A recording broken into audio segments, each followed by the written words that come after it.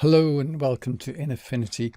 We're going to have a look at fixing some bitty skies and introduce a couple of things you need to watch out for in photographs.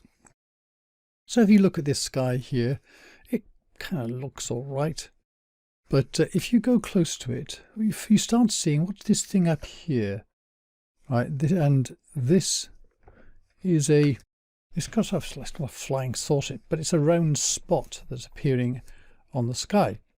And this one you'll see in particular if you're using an SLR camera or one with a changeable lens, because it indicates there's a little bit of dust on your sensor, and this happens. It's a bane, but it happens.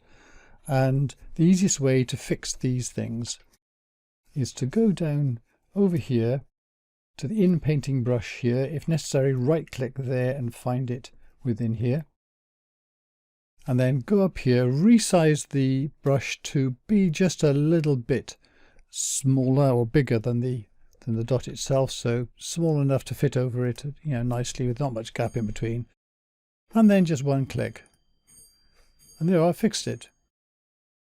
And you just go around all the spots you see like that, click on those. They can appear anywhere in the photograph, but in the sky in particular they'll be seen also in any light areas. But whilst we're here, we also look at around here at the sky, and look, this is supposed to be blue, but it's very sort of blotchy and looking rather funny. This is because it's a JPEG image, and in JPEG it squeezes the file to make it smaller to fit onto your disk drive and camera and so on with less space, but in doing so it loses detail, and this is a real pain when you get things like this, particularly if you're going to print it.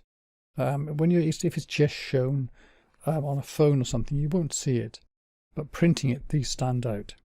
So I can hit Control-0 to get back out again, and what I'm going to do to this is blur it. However, if I blur the whole picture, then the whole picture is blurred. So I want to select the sky and just blur that. So I'm going to use my selection brush over here. Then I'm going to go over here, make this a little bit bigger with the right square bracket, and then paint around here. See, I've got snap to edges set and soft edges there, so that it will go around the edge of things quite well. And there you go, that's selected that mostly, but then now I can use the refine to make it a bit better, because it's quite interesting here. I've got hair and trees, which are the two things that cause problems. So I just paint over the edge of this, do it a bit at a time, then let it go, and there you go. See, it's selected the hair quite nicely. It's got a good contrast against the sky. And I'm going to paint around this tree here, down that little bit there. There you go, that's fixed that. Around here, that's fixed that. And notice in this tree here, there's light going through it, so we need to fix the inside of that tree.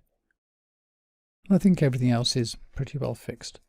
Now then, because we selected this, we just need to apply to get that. You can see the marching ants showing this.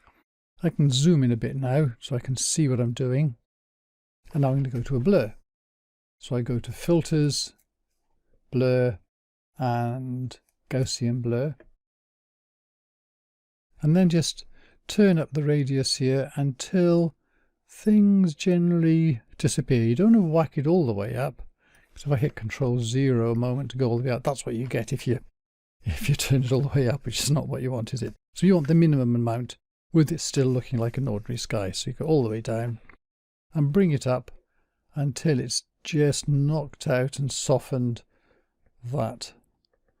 Those things, they're called artifacts, by the way, when those JPEG crunchy bits. Watch out also for the edges of things here, because when the blur meets the ordinary picture, you don't want it to be too bad, so be careful with this. Sometimes you need sort of compromise between what's the effect here and the effect at the edge. But when you're happy with it, click on Apply. And then I can hit Select and Deselect, so I take away the edges. The edges there are quite okay, aren't they? Then Control-0, And now I've got myself a nice clean sky. That's it. Thank you very much for watching.